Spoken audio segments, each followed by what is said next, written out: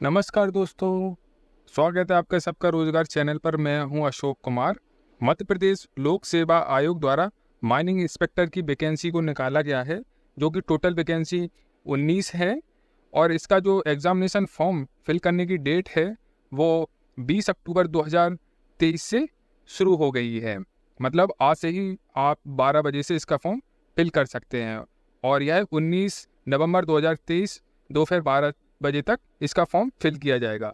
दोस्तों, इसके बारे में और भी हमने जानकारी दी है, जो कि एक हमने वीडियो बनाया है, उसके माध्यम से हम उसका लिंक दे देंगे, आप उसकी सारी डिटेल्स देख सकते हैं। अब इस वीडियो में हम आपको बताएंगे फॉर्म कैसे इसका फिल करने वाले हैं। स्टेप बाय स्टेप आप इस वीडियो के माध्यम से देख सकते हैं। इसमें आपको 500 रुपये जनरल वालों की फीस रहेगी, और जो लोग मध्य प्रदेश के मूल निवासी हैं और SC ST जनरल जो लोग नॉन क्रीमी लेयर हैं उनको 250 रुपये, और आर्थिक रूप से कमजोर लोगों के लिए 250 रुपये का एग्जामिनेशन फीस रहने वाली है। और जो जनरल के हैं और अदर स्टेट से आते हैं उनके लिए 500 रुपये फीस रहने वाली है। और अब शुरू करते हैं इसका एग्जामिनेशन फॉर्म फिल करने के लिए। किसी ऑफिशियल वेबसाइट पर जाना होगा, जो कि mpsc.mp.gov.in है। इस वेबसाइट पर आप जैसे हिट करोगे इस तरह का आपको एक इंटरफेस दिखाई देगा। आप इसके राइट साइड में जाएंगे तो वहाँ पर recruitment, advertisement, apply online, admit card, और इस तरीके से आपको राइट साइड में मेन्यू दिखेंगे। हम अब इसके में अप्लाई ऑनलाइन पे क्लिक कर देंगे। जैसे ही अप्लाई ऑनलाइन पे क्लिक करेंगे तो इसका जो सबसे ऊपर वाला आ रहा है recruitment, advertisement, minor inspector examination, इस पर आपको राइट साइड में ये जो लिंक लिखा हुआ है इस पर जस्ट क्लिक कर देना है। जैसे ही क्लिक करेंगे एक न्यू विंडो पे हम लोग रीडायरेक्ट हो जाएंगे, और यहाँ पे आप लोग पढ़ सकते हो एप्लीकेशन फॉर्म आपका स्टार्ट है 20 अक्टूबर। और मान लीजिएगा किसी कारण बस आपने पेमेंट नहीं कर पाई तो आप इस लिंक के माध्यम से यहाँ से पेमेंट अपनी कर सकते हैं। और आपका जो मान लीजिएगा किसी त्रुटि बस एप्लीकेशन में कोई एरर रह गई है तो आपका 23 अक्टूबर से लेके 21 नवंबर 2023 तक आप यहाँ से इस लिंक के माध्यम से उसको एडिट कर सकते हैं। इस लिंक के माध्यम से आप लोग देख सकते हो डुप्लीकेट रिसिप्ट एप्लीकेशन पेमेंट की स्टेटस इस लिंक के माध्यम से जान सकते हैं। अब शुरू करते हैं एप्लीकेशन फॉर्म फिल करना। तो यहाँ पे आपको लिखा हुआ है एक्शन के नीचे एक बटन बना हुआ है, इस पर जैसे ये आप क्लिक कर देंगे तो आप न्यू विंडो पे आ जाएंगे। और यहाँ पे आपको चेक बॉक्स पे चेक कर देना है, और यहाँ पे नीचे आके आई एक्सेप्ट वाला बटन आ गया, ड्रॉप नीचे आके सबसे नीचे रेड कलर का, इस पर हम क्लिक कर देंगे और ओके पे क्लिक कर देंगे। एक्चुअली यहाँ पर भी आपको क्लिक करना रहेगा, तब जाके ये आपका इनेबल हो जाएगा। इस पर जैसे ही क्लिक करेंगे तो यहाँ पे आपको एग्जामिनेशन फॉर्म आपको दिखना शुरू हो गया होगा। अब यहाँ से आप देख सकते हैं किस पद के लिए, ये आपका खनिज निरीक्षक के लिए है, माइनिंग इंस्पेक्टर का। अभ्यर्थी द्वारा धारित अर्हता किसी मान्यता प्राप्त विश्वविद्यालय से भूगर्भ विज्ञान के साथ विज्ञान में स्नातक आपके पास है कि नहीं, तो इस पर क्लिक कर दीजिएगा। और दूसरा ऑप्शन है किसी मान्यता प्राप्त संस्थान से खनिकर्म यांत्रिकी से पदों, मतलब कोई डिप्लोमा किया हो आपने, किसी इसमें से कोई कुछ भी एक आपके पास होना जरूरी है। आपने जो भी कर रखा हो अपने हिसाब से ऑप्शन को चूज कर लीजिएगा। ठीक है, इसके बाद आपको अपना नेम भरना होगा। अभ्यर्थी का प्रथम नेम, मध्य नेम, अंतिम नेम, आपका लिंग, आपका जेंडर, मतलब आपकी डेट ऑफ बर्थ आपकी 1 जनवरी 2024 से गणना की जा रही है, इसका आप ध्यान रखिएगा। इसके बाद आप पिता का नाम यहाँ पे डालेंगे, माता का नाम डालेंगे।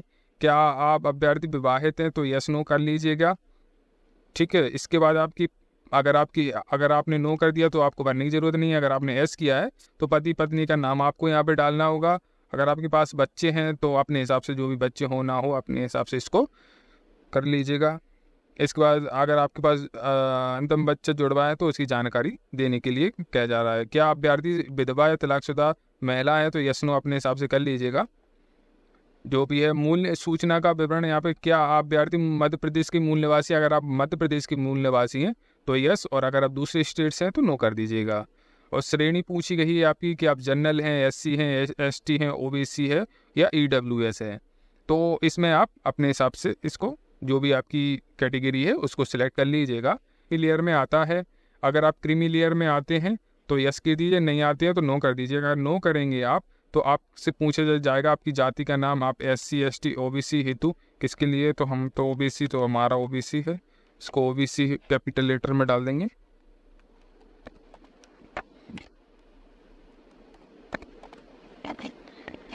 इसके जस्ट नीचे अब बढ़ते हैं। मध्य प्रदेश शासन द्वारा प्राधिकृत प्राधिकारी द्वारा जाति प्रमाण पत्र का विवरण दे दी, जारीकर्ता का नाम, मतलब जो भी आपका सर्टिफिकेट बनाया होगा, कास्ट सर्टिफिकेट, उस जारीकर्ता का पदनाम क्या है और किस जिले से बनवाया गया है।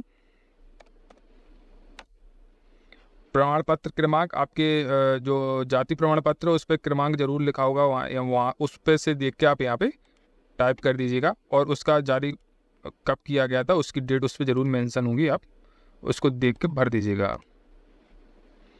अब यहाँ पे दिव्यांगता का विवरण, मतलब कोई अगर हैंडीकैप्ड है उसका पूछा गया क्या अभ्यर्थी न्यूनतम 40% या अधिक दिव्यांगन है, जो लोग मतलब हैंडीकैप्ड हैं उनके लिए है। हमारे केस में तो ये सारे नो ही रहने वाले हैं, इसको हमने नो कर दिया, सारे डिसेबल्ड हो गए हैं। क्या अभ्यर्थी परीक्षा केंद्र की भूतल स्थित कक्ष में बैठने की सुविधा की आवश्यकता है, मतलब जो लोग मतलब दिव्यांगजन हैं उनके लिए ये इस सेक्शन रखा गया है। ये यहाँ पे हमारा नो होगा, तो सारा हमको कुछ नहीं भरना होगा। अन्य विवरण में आते हैं, क्या अभ्यर्थी कभी सेवा से पृथक करने के दंड से दंडित किया गया, अगर आप पे कोई केसेस चल रहा है वो ये सेक्शन, उसके लिए हमारे पास तो कुछ नहीं, तो नो कर देंगे। कोई क्या अभ्यर्थी के विरुद्ध कोई आपराधिक प्रकरण निलंबित है, अगर किसी के पास हो तो यस कर दीजिएगा, हमारे में तो नो है तो उसको नो ही करेंगे। क्या अभ्यर्थी आयोग की किसी परीक्षा अथवा चयन में वर्जित अवधि में है, नो, हमारा किसी में हमको ब्लैक लिस्ट नहीं किया गया। क्या अभ्यर्थी मध्य प्रदेश शासन अथवा किसी नगर सैनिक निगम मंडल स्वशासी संस्था से सेवारत है, ये अपने हिसाब से चूज कर लेगा, हमारे में तो नो रहेगा ये, और ये अपना डिसेबल हो जाएगा। मध्य प्रदेश राज्य के रोजगार कार्यालय में जीवित पंजीयन का विवरण, आपके पास पंजीयन हो तो इसको यस कर दीजिएगा, नहीं तो नो कर दीजिएगा। भूतपूर्व सैनिक का विवरण, क्या अभ्यर्थी मध्य प्रदेश के भूतपूर्व सैनिक हैं, तो हम तो नो हैं, जो है तो अपनी डिटेल फिल कीजिएगा। इसके कोई SC ST OBC की कैटेगरी से आता है, और अगर वो अपने आयु में छूट चाहता है तो यस कर दीजिएगा। अगर किसी को नहीं चाहिए, अपने एज में रिलैक्सेशन नहीं चाहिए, तो वो नो कर दीजिएगा। क्या अभ्यर्थी विक्रम अवार्ड सम्मानित खिलाड़ी है, अगर वो सम्मानित खिलाड़ी है तो यस कीजिएगा, ना तो नो कर दीजिए। अब परीक्षा केंद्र का विवरण में देख लेते हैं। परीक्षा केंद्र का विवरण, प्रथम विकल्प, अपने हिसाब से 4 ऑप्शन आ रहे हैं हमारे में, भोपाल, ग्वालियर, इंदौर, जबलपुर। सबसे पास ग्वालियर है हमारे यहाँ से, अपनी सुविधा अनुसार 4 ऑप्शन है, आप चूज कर लीजिएगा। हमने चारों केंद्र चॉइस कर लिए हैं। इसके बाद शैक्षणिक का विवरण भरना है हमने। सबसे पहले 10th का, फिर 12th का, फिर इसके बाद हमारा स्नातक या डिप्लोमा आपने कर रखा हो। ग्रेड या CGPA के द्वारा थी, हमारी तो डिवीजन वाली थी 10th में। उत्तीर्ण परीक्षा का नाम हाई स्कूल,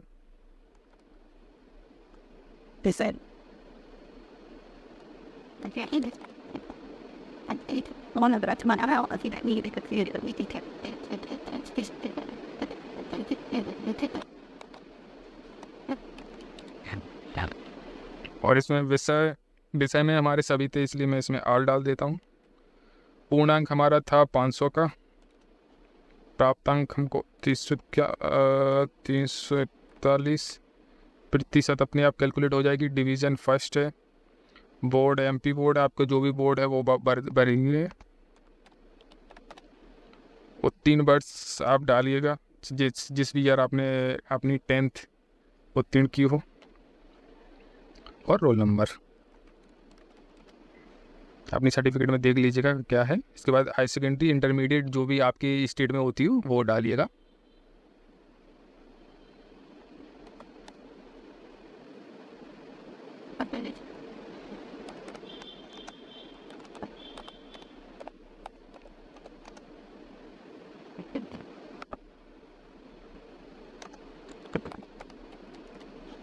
ये भी डिवीजन नहीं टाइप का था, ये हमने मैथ से किया है। ये आपने जिससे किया हो वो डालिएगा, हम पूरा डमी डेटा डाल रहे हैं, आप हमारा कॉपी और बिल्कुल भी उस पर ध्यान ना दें, आप अपने हिसाब से डालिएगा, आपका जो भी हो उस हिसाब से।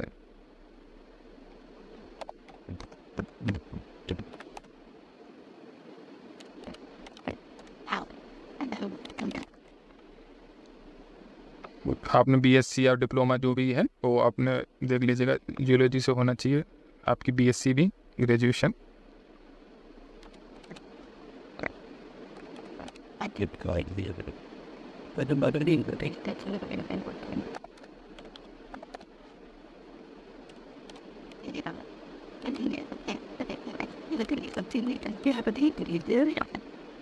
हमारी शैक्षणिक विवरण भरने के बाद हम सेवा का विवरण, तो ये सारा डिसेबल ही। यात्रा भत्ता विवरण, ये केवल मध्य प्रदेश के अनुसूचित जनजाति, अनुसूचित जाति, अन्य पिछड़ा वर्ग जो नॉन क्रीमी लेयर वाले हैं उनके लिए ये बेनिफिट मिल जाएगा अगर आप इसको यस कर देंगे। तो आपकी यस करने पर आपका बैंक की डिटेल्स ली जाएगी। अगर नो कर दोगे तो नहीं, जिसको चाहिए वो इसको नो कर सकता है, जिसको चाहिए वो अपनी बैंक की डिटेल सारी डाल दे। अब यहाँ पे अभ्यर्थी केवल स्वयं बैंक खाते का विवरण नहीं दें, इसमें बैंक का विवरण देना है हमें। बैंक का नाम, IFSC कोड, शाखा का नाम, शाखा का कोड, खाता धारक का नाम, खाता संख्या। और यहाँ पे आपको उपयुक्त दी गई विवरण पासबुक की जो प्रथम पृष्ठ होता है उसकी फ़ोटोकॉपी यहाँ पे हमको अपलोड करना है। इसके बाद आपका वर्तमान पता इसमें आपको डालना होगा, जिला सिलेक्ट करना होगा,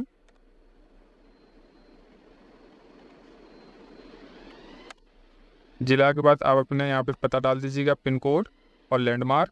और आपका वर्तमान पता और स्थायी पता सेम है तो यहाँ पे क्लिक कर दीजिएगा, तो जिससे ये दोनों एक साथ फिल हो जाएंगे। अगर दोनों पता अलग है आपका वर्तमान और स्थायी तो आप इसको ब्लैंक छोड़ सकते हो। नीचे आपको फ़ोटो जो कि JPG फॉर्मेट में होनी चाहिए, न्यूनतम 20 KB और अधिकतम 100 KB तक का साइज़ रहना चाहिए। इस साइज़ का विशेष ध्यान रखिएगा, 20 KB से कम नहीं होने चाहिए, 100 KB से ज़्यादा नहीं। JPG ओनली फॉर्मेट में ये आपकी फ़ोटो एकदम क्लीन होना चाहिए। इसके बाद दूसरा है हस्ताक्षर जो कि मिनिमम 10 KB और मैक्सिमम 100 KB तक है, ये भी आपका JPG फॉर्मेट में रहने वाला है। इसके बाद आपका मोबाइल नंबर और ईमेल एड्रेस यहाँ पे डाल दीजिएगा। मोबाइल नंबर, ईमेल एड्रेस यहाँ पे क्लिक करके आपको वेरिफिकेशन कोड यहाँ पे 6-4 2 होता है, इसको डाल के आप नेक्स्ट कर दीजिएगा। डायरेक्ट हो गए हैं जो कि फीस प्राप्त नहीं हुई। इसको हम सारा डिटेल्स को पढ़ने के बाद सबसे नीचे आएंगे, सबसे नीचे आके प्रोसीड टू पेमेंट पे क्लिक कर देंगे। प्रोसीड टू पेमेंट पे क्लिक करने के बाद नेक्स्ट पेज पे हम रिडायरेक्ट हो जाएंगे, जो कि हमें पेमेंट करना होगा नेट बैंकिंग या डेबिट कार्ड से, UPI वॉलेट से, जिससे भी आपको सुविधा लगे उससे आप पेमेंट कर लीजिएगा। डेबिट कार्ड से करना चाहे तो डेबिट कार्ड, UPI सबसे ईजी है और जिसमें कोई भी फीस एक्स्ट्रा नहीं लगती है, आप UPI से कर सकते हो। जैसे ही आप पेमेंट करेंगे वैसे ही आपकी ईमेल और मोबाइल पर आपको कन्फर्मेशन मैसेज आ जाएगा और आपका एप्लीकेशन फॉर्म पूरा फिल हो जाएगा और आप उसका प्रिंट आउट ले सकते हैं। दोस्तों, हमारे वीडियो देखने के लिए बहुत बहुत धन्यवाद और हमारे चैनल को ज़रूर सब्सक्राइब करें, अपने दोस्तों में शेयर करें और हमें वीडियो को लाइक करें। Thank you.